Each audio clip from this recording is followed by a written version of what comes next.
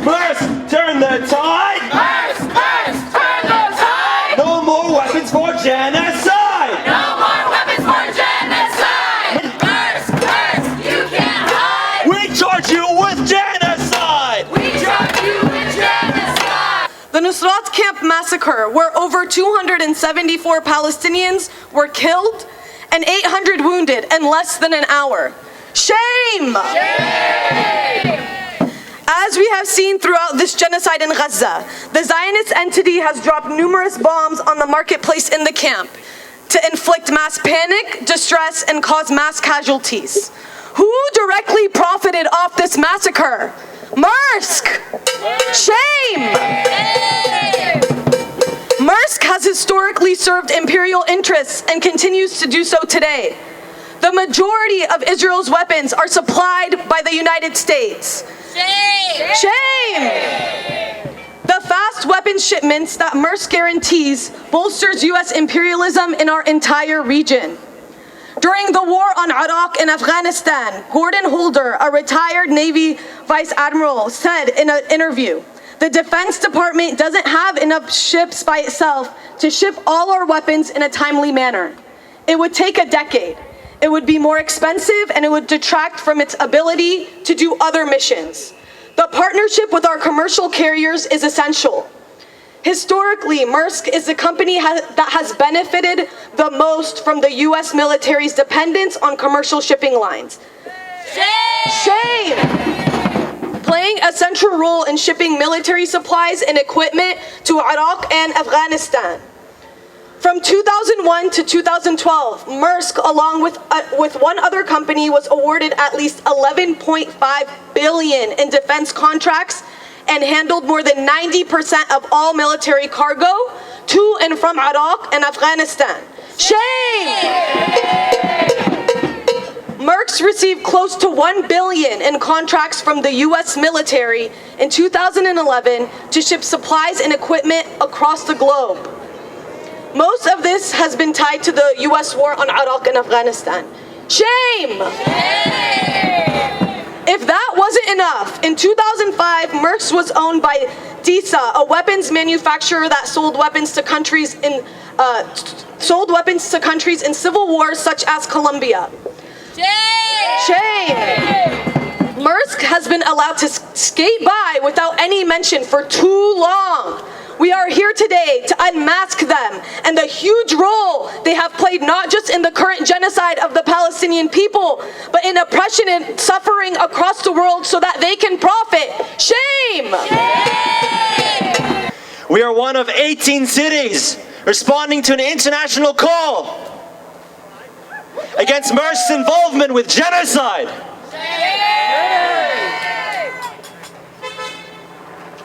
It's no secret that one of the biggest facilitators of Israel's onslaught has always been the weapons industry.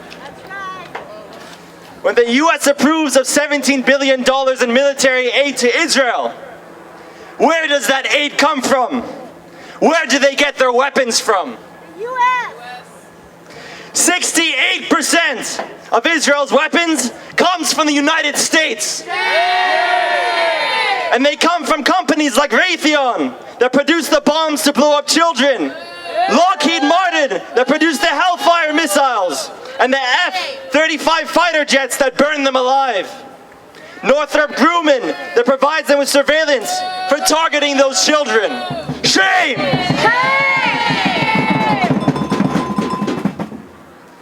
But who ships those weapons? Who brings all of those arms pieces together? When a company like Tata in India produces F-35 jet wings and BAE Systems in the UK produces the transmitters, it is Maersk that brings them to the United States to be assembled. It is Maersk that enables this genocide to take place just as much as the weapons manufacturers who make the weapons. Shame!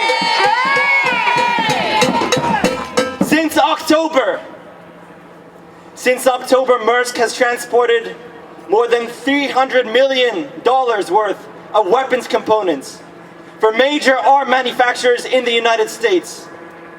For Northrop Grumman, Woodward, Raytheon, and Lockheed Martin. A quarter of their components were shipped to the United States by Maersk. And right now, as we speak, the very F-35 wings and other components that are delivered and shipped by Maersk to Lockheed Martin, they're the very same wings that are raining bombs of terror on our people in Gaza and Palestine. So make no mistake and believe no illusion that tells you otherwise. Maersk is complicit and directly involved in genocide. If the US empire is the brains behind weapon supplies, it is companies like Maersk that are the heart that keep pumping weapons across the entire system. They think that they can't be seen. They think that they can invisibly profit over the death of our loved ones, of our people. Well, they will not, and we will not let them get away with it. We will not stop until the murder is exposed, until they end the transportation of arms and arms components, until they cut all contracts that fuel genocide, and until they support an arms embargo now. My name is Rami Abdul Karim with the Palestinian Youth Movement. And you're having a rally today at Maersk, at the Maersk offices here in Emeryville, and they've announced that it's part of an international movement around Maersk. What is Maersk's role in supporting this war in the genocide going on in Gaza? Yeah, like a lot of people, including myself, I had no idea what Maersk was. I found the name really difficult to pronounce. I had no idea what this, shipping and logistics company did. I would just see the cargo, I would see them on our roadways, but I had absolutely no idea in the nefarious ways that they contributed to the genocide of my people. Over the last 8 months, we've seen the genocide of the Palestinian people obviously intensify to the most horrifying extent, and I and others know the role that the United States weapons trade has in the slaughter of the Palestinian people. What we didn't know is how embedded Maersk is in the facilitation of the weapons trade here in the United States. Maersk is responsible for the traveling and the facilitations of weapons parts here in the United States, whether that be aircraft carriers, whether that be the wings of fighter jets, whether that be the parts that assemble bombs. All of the construction of the weapons here in the United States is heavily reliant on Maersk as one of the, if not the largest, shipping and logistic giants in the world. And what we know also is that Israel's weapons supply, 75% of that is supplied by the United States. If you do the math, Maersk is heavily involved in the facilitation. Its role is the facilitation of weapons parts here in the United States that goes straight to Israel, and it's a nefarious business. They are not the Lockheed Martins, they are not the Northrop Grumman's or the Raytheons, but they are responsible for putting all of those pieces together in order to make these weapons. And the mask is off. We have people here, we have an entire international campaign around Maersk urging them to stop all weapons that are going to Israel and create a complete arms embargo now. We need to see a complete halting of these weapons because every single weapons that Maersk facilitates, another 100 to thousands of Palestinians die. And this genocide that's going on in Gaza, I mean, the World Court has said it's genocide. Aren't these companies liable to prosecution themselves because they're profiting? I mean, they're sending weapons that are being used for a genocide? Absolutely, I would argue 100%. And additionally, other countries around the entire world have imposed arms embargoes on Israel because they're scared of the ICJ ruling. They do not want to be part of this genocide, not only as a moral and ethical reason, of course, but because they don't want to be liable when ICC arrest warrants are coming out. They don't want to be liable when Israel is found guilty and fully responsible for the genocide of over 40,000 people and counting. We've seen Belgium impose arms embargoes. We've seen entire countries stop doing not only business, but impose entire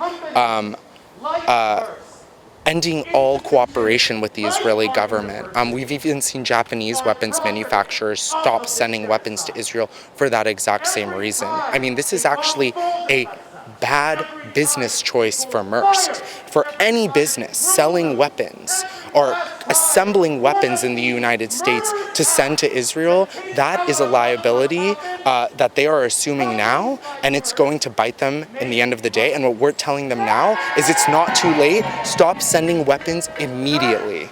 And both the Democrats and Republicans have supported more money, billions more, and both parties have invited Netanyahu to speak at Congress. What do you think about this invitation of Netanyahu, who himself is under charges for war crimes? I think what it shows is the United States trying to rope Netanyahu and Israel in general into their bubble of impunity. That's how the United States operates as the global imperialist. He's not going to be arrested while he's here. We'll see. I mean, if we get lucky, he will. You think he should be arrested? Absolutely. I think that all weapons, all people complicit in this genocide, whether that be weapons manufacturers and whether that be Netanyahu or the entire Israeli cabinet, but more than just arrests. Arrests are, of course, they're material, but they're also symbolic. We're not asking for any single person to be arrested. We don't need one single person to go to jail, because when there's no more Netanyahu, there's going to be another person that is just as deadly, that is just as bloodthirsty as Netanyahu is, and we've seen that time and time again, whether that be Rabin, whether that be Smotrich, whether that be anyone in Israel's history. The entire project of Israel is reliant on the genocide of the Palestinian people, on the ethnic cleansing. They said that the old will die and the young will forget. Well, we're here and we haven't forgotten.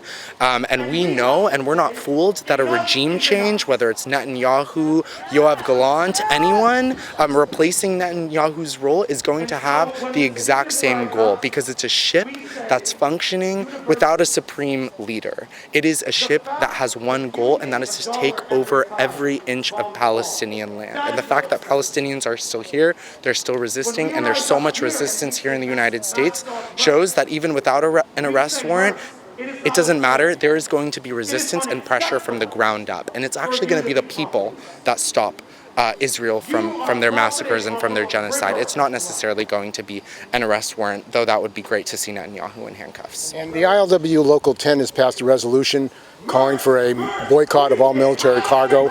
What do you think about it? It's going to be coming up at their international convention in Vancouver. You think that would be a positive development for the struggle to stop the genocide? Absolutely. That would be monumental. That would be historic for this struggle. I mean, we have seen this before too. We've seen this in South Africa. We actually saw this locally here with ILWU 10. And then we also saw it on an international scale with the ILWU. I'm not loading cargo onto South African ships, on ships destined to South Africa. This is something that is absolutely possible, and both we know it, and both workers, whether they're truck drivers, whether they're with the ILWU and they're port workers, they know that it's possible as well, but what it needs is a global and international movement coming from the ground up.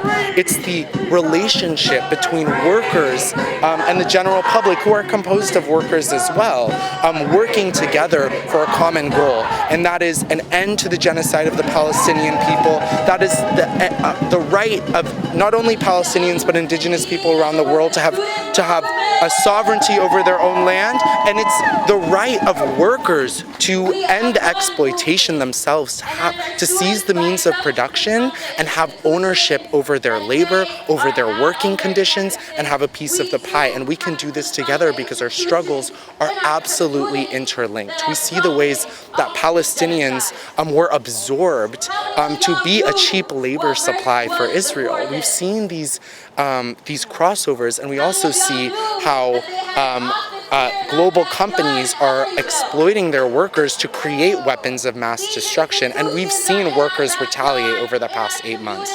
This is absolutely possible, and it's only possible if we go hand in hand and we fight these fights together. And a lot of people in this country are growing angry that while they can't get health care, they can't get homes, they're living in toxic dump sites, they can't education, they're going in debt, it costs a fortune.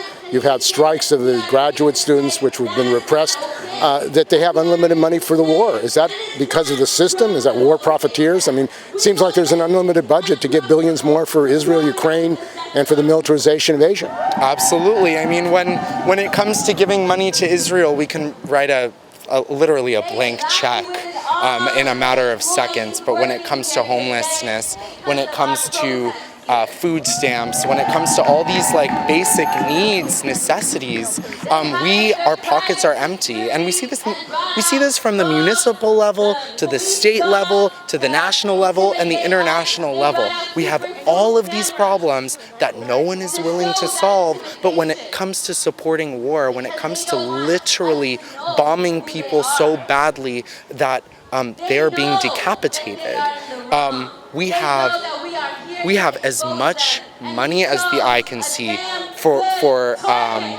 initiatives that result in not the life of people, not the housing of people, not allowing people to sustain themselves, but for their death.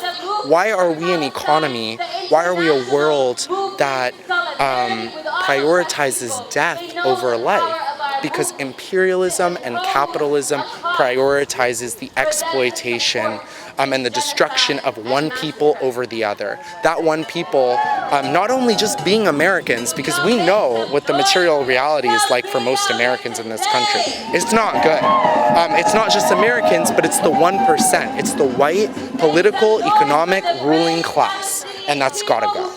And this issue of fascism, the rise of fascism, Trump said that if he was in charge, he would round up Palestinian Americans, he would expel people. They're moving towards a dictatorship. Are you concerned about the rise of fascism in the United States and the fact that it seems like that's not even a debate in this country?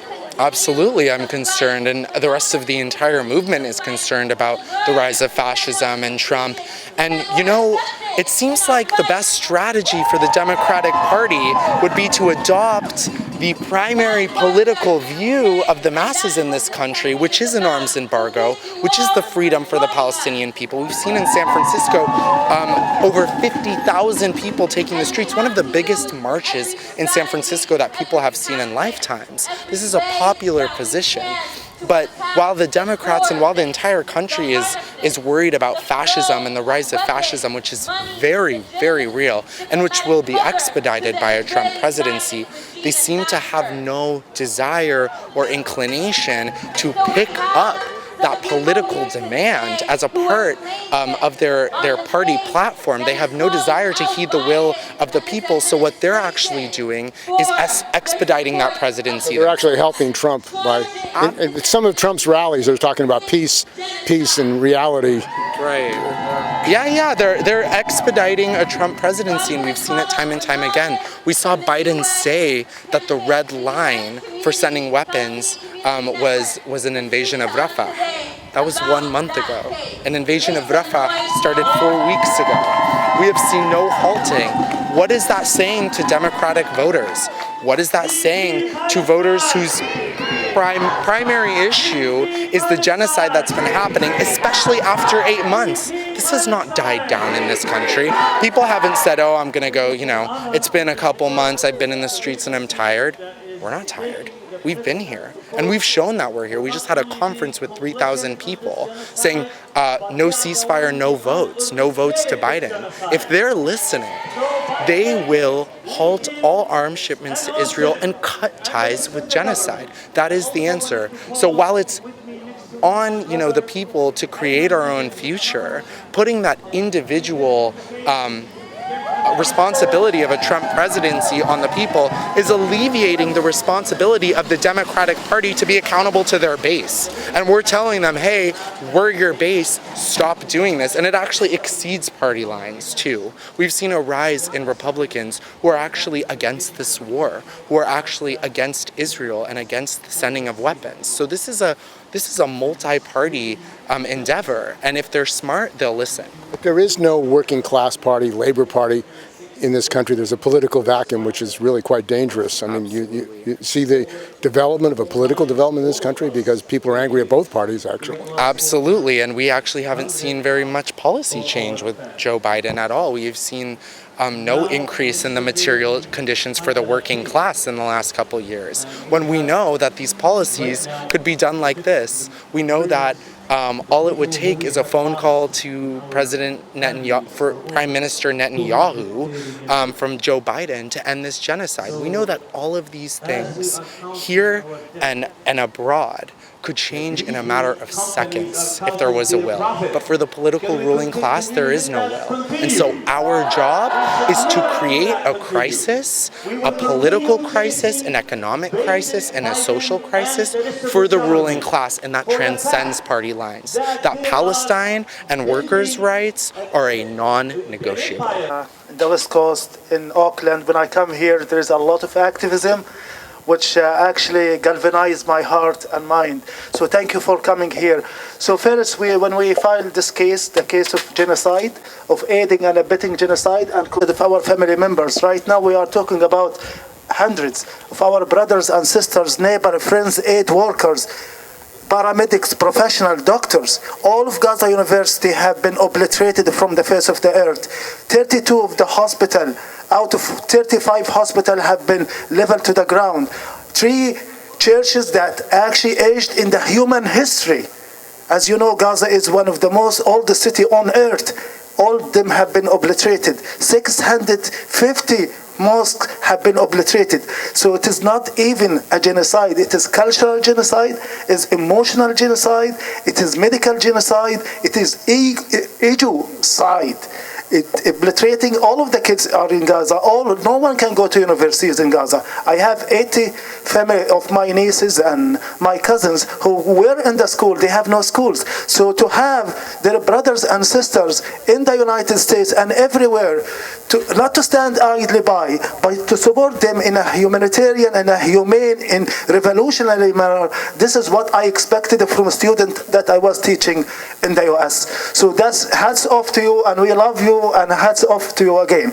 So again, it is not easy to file a case or to sue a sitting president, and this is the first in human history. And it was not easy for us, but we found that Biden, Austin, and Blinken, they are not just aiding and abetting genocide, they are fomenting genocide. They are fomenting genocide. And also, I wasn't invited, I wasn't planning to speak at this beautiful crowd, and but really, I feel happy, really, like after 2014 when there was a war in Gaza.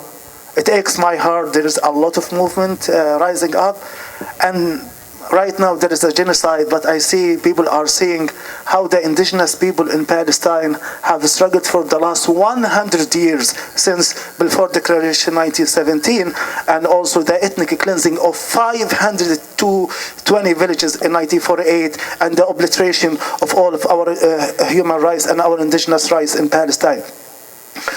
Right now, 75 years of the killing and obliteration of the indigenous people, we will rise up, because as indigenous people we have no right to give up, we have no luxury to give up, and your support is meaning the world to us. When I was in Egypt to help to send some medication to Gaza, and some people said, where are the world? I said, look at the students in the United States.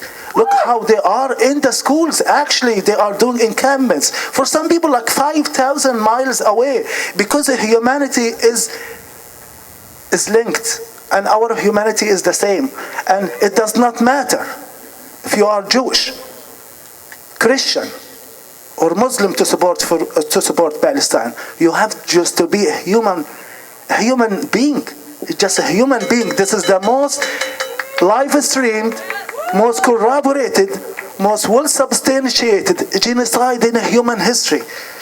And I wanna hug every one of you for being here, for supporting us. I wish you had been at the appeal court after our after our legal arguments, but we know that we are in your hearts, and hopefully you will continue galvanizing, because they actually, psychologically, they try to deplete our spirit, crush our spirit.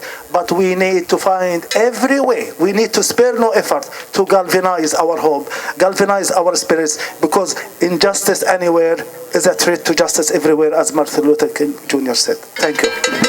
We are calling on the unions, we are calling on the students, on all people of conscience to rise up and demand that Maersk cut ties with genocide, and that they stop their role in the weapons industry to the Zionist entity. There have been amazing actions across the Bay and across the world targeting weapons manufacturers. But with Maersk, instead of blocking weapons from one factory or company by targeting this company, we will block all of them, inshallah. This is a strategy for an actual arms embargo, not waiting for a decision from the top. We are not asking for it, but demanding from the bottom. We are telling Biden and Harris and Blinken and our local representatives of this empire, if you won't act in arms embargo, we will. So we are out here as a Palestinian youth movement to officially hard launch our Mask Off Maersk campaign. Maersk is one of the silent killers during the Palestinian genocide. They are the biggest logistics company globally and are helping ship weapons components, which are then used to kill Palestinians. So we are here to demand that they end ties with Israel and to end the genocide against Palestinians. And the ILWU has a resolution that's going to be going to their convention around not shipping military weapons. What do you think about that action by the unions? I think that that is a great way for unions to support, and that we're hoping that with this campaign we're going to take up different strategies, including labor strategies, and we know that power comes from the workers and from bottom up, and that is a great way that we're going to be able to target Maersk as well. That's part of the reason why we're taking up popular education in this campaign, because a lot of people don't understand the role that logistics actually plays, especially hand in hand with weapons manufacturers. So we think that just by popularizing the campaign and actually taking the mask off Maersk, we'll be able to get a lot more people on board, because at the end of the day, workers don't want to contribute to a genocide. So we're hoping that we'll be able to get them on board that way. AFL-CIO members actually have created a contingent to support Palestine, and they are continuing to be one of the most vocal unions for this. So I think that also just represents how unions and members of the unions and the workers actually support Palestinians and support their right to self-determination and want the genocide that Israel is causing for them to actually stop. And the amount of money that's going for this war, billions, trillions of dollars. I mean, in this country, there are cuts in social services, budget cuts, hospital workers, health care. I mean, where is the priority in this country? I think that's one of the biggest things we're trying to address with this campaign, and just in general as the Palestinian youth movement. People here are homeless, people don't have enough money for food, people cannot get health care. Even workers are standing up against the genocide, don't have enough money to put food on the table, but we're able to spend almost $4 billion a year to Israel, which is horrendous, which is horrific. So it just shows that where the priorities of the Biden administration lies. It doesn't actually lie with the workers. It doesn't actually care about the people. And there's an election.